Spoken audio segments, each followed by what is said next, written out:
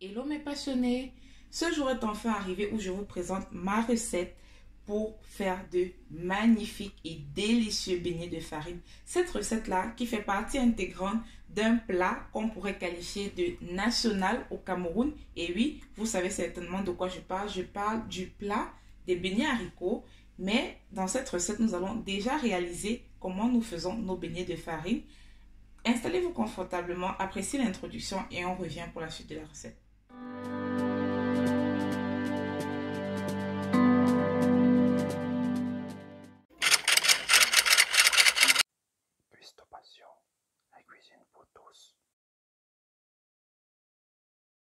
Alors nous revoilà les passionnés, je vous présente déjà les ingrédients dont nous aurons besoin pour réaliser nos beignets aujourd'hui. Il s'agit notamment de 500 g de farine. Là je vais utiliser de la levure fraîche, mais vous pouvez utiliser de la levure boulangère, c'est de la levure sèche. Généralement sur ces indications, bon pas sur la levure sèche mais sur la fraîche, on vous dit à peu près le grammage, comment l'utiliser, je vous l'ai dit. Pour celui-ci, par exemple, ce sera un cube que vous pouvez utiliser de levure fraîche, soit pour 500 g jusqu'à 1 kg de farine. Donc, c'est à vous de voir si vous voulez qu'il gonfle plus ou moins. Mais je vous rassure, c'est efficace. Là, j'ai 150 g de sucre. Vous pouvez en mettre moins ou plus. Ça dépend ce que vous voulez faire avec. Mais comme je vous le dis tantôt déjà, cette recette que je vais vous montrer là, ce n'est pas simplement comme je l'ai énoncé au début pour ce plat de beignets haricots. C'est vrai, c'est le point culminant, mais il peut également vous accompagner dans vos barbecues, ces beignets. Vous pouvez également le déguster avec toute autre chose, comme un complément normal, vous voyez un peu. Donc, la suite, on aura besoin d'également un peu de sel, 1 à 2 pincées. Et là, j'ai 200 ml d'eau tiède. Quand je dis bien tiède, c'est pas chaude, c'est pas froide, c'est pas glacé, c'est tiède.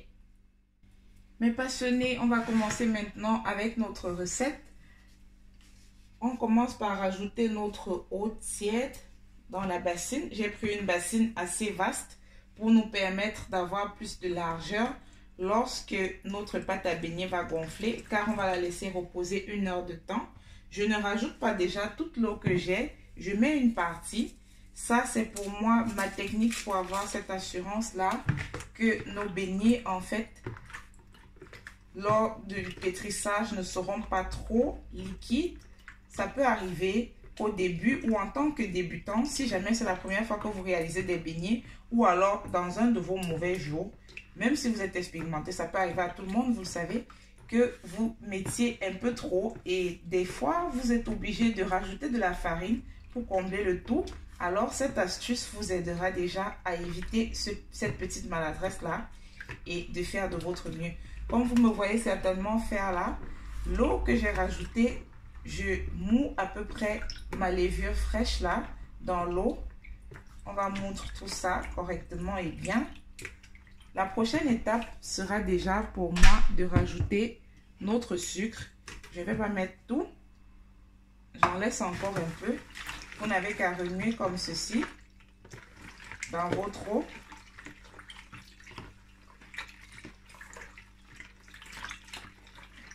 Vous voyez, ce peut même que la quantité d'eau que nous ayons, nos 200 ml, soit probablement rajoutée. Je vous le dis déjà, c'est peut-être la meilleure façon même de le faire, de rajouter au fur et à mesure. Plus tard, si vous en avez besoin de plus, vous savez, il y a un robinet, on n'achète pas de l'eau, vous voyez un peu. Donc, c'est toujours utile et important de le rajouter après. C'est même nécessaire. Au lieu de rajouter plus de farine, là, vous avez plus de facilité de le manier. Et là, j'ai rajouté là 2 pincées de sel. Je commence ensuite par rajouter ma farine. Elle est un peu rebelle. 500 g. Ça m'a fait un petit splash là. Je commence par rajouter déjà à peu près 250 g. On remue dans ce sens-là.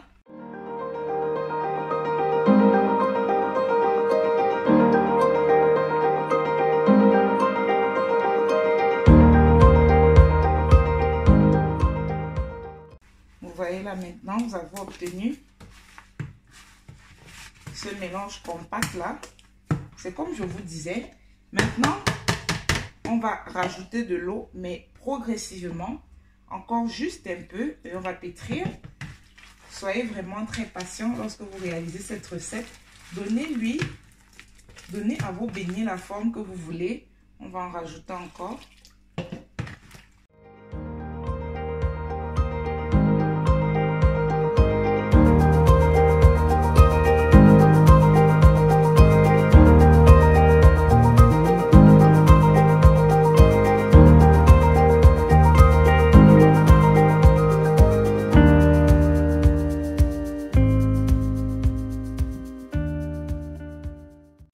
Donc, voyez vous-même, on a terminé.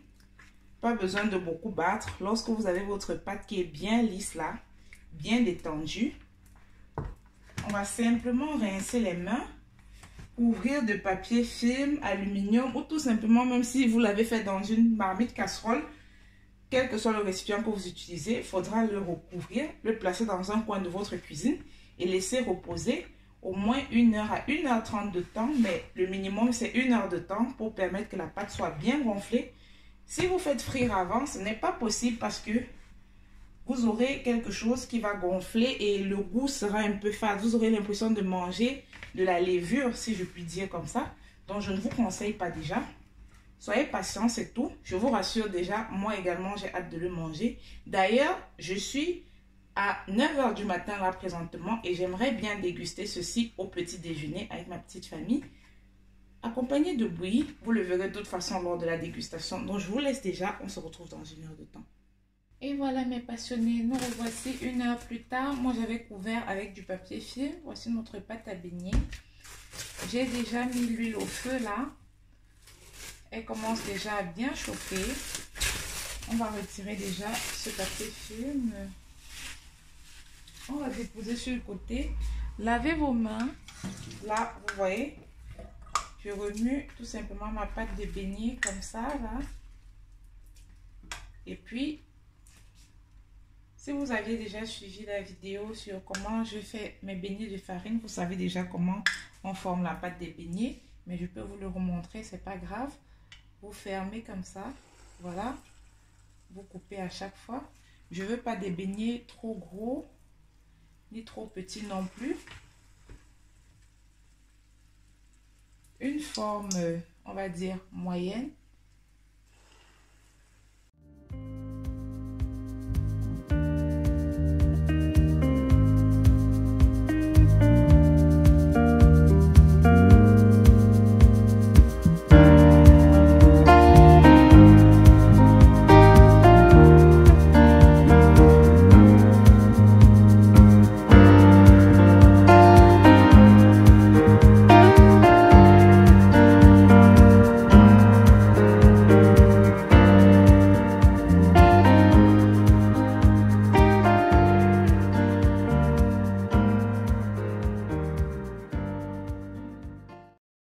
Et voilà, regardez-moi ça, ce magnifique plat de beignets.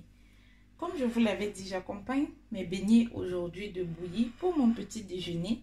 Ça va me rappeler un peu quelques souvenirs du pays, vous voyez un peu. Cette bouillie-là, comme on sait bien la faire chez nous, je l'ai dit, ces beignets, vous pouvez les accompagner avec du haricot ou avec des beignets et de la bouillie, avec du haricot et de la bouillie, pardon, ou tout simplement de la bouillie, ou tout simplement du haricot, c'est à vous de voir. Que ce soit du poisson braisé, du poulet braisé, comme un complément pour des barbecues, pour tout ce que vous voulez, avec quoi c'est possible de le manger. Vous n'avez qu'à laisser votre imagination vous porter, mais je vous garantis, vous ne serez pas du tout déçus. Cette recette, elle est tout simplement incroyable. Déjà, on va vous montrer l'intérieur de nos beignets. Regardez-moi ça. Vous me voyez toute cette mie-là?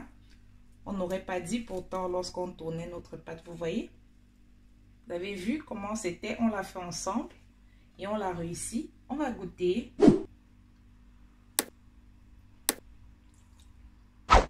Oh, je vous jure mes passionnés, j'ai l'impression d'être retournée en enfance quand j'étais encore toute petite et que j'aimais bien les déguster pratiquement chaque matin avant de démarrer ma journée. Moi, je vous laisse déjà. Je vais aller déguster mon petit déjeuner comme je vous l'ai dit. Je vous demande de vous abonner si vous êtes nouveau sur cette chaîne. N'oubliez pas de liker et de partager autour de vos contacts. Moi, je vous dis ciao, ciao, à la prochaine.